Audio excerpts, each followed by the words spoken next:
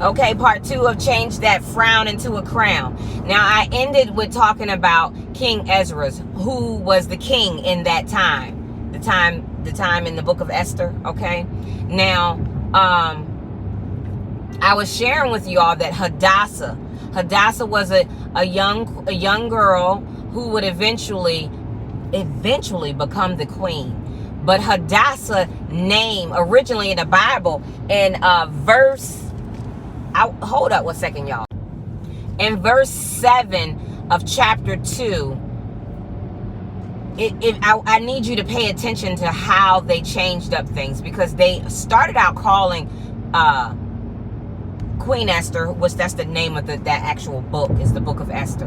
But in that chapter 2, they called her Hadassah. Hadassah was her original name, and I broke it down what Hadassah meant. Hadassah meant a myrtle tree, which was peace, love, prosperity, and some other things. Okay. Now, if you skip down to verse 8, when the king started to look for new women, basically, the king had put in an order of an edit to proclaim and bring new women in, so that he could choose a new wife, because his current wife, Queen Vashti, she refused to do what she was supposed to do. She wouldn't submit.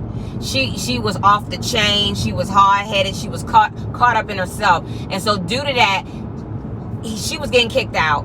And he was looking for a new wife. He was looking for a new queen to be by his side. Well, Hadassah was one of the beautiful young women that were taken to this place. Well, what was this place? It was a castle.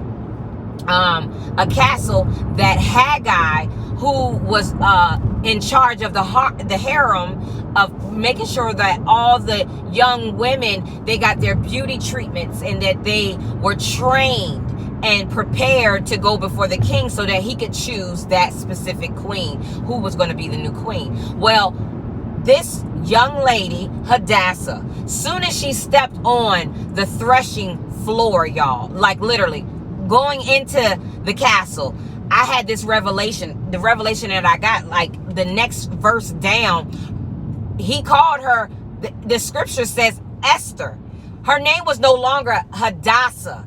It was Esther. And what God showed me right then and there, what he spoke to me this, when I was studying that, was what? He was saying to me that, Kawana, this is what you call 1 Peter 2:9, a royal priesthood, a holy nation brought out of darkness into the marvelous light.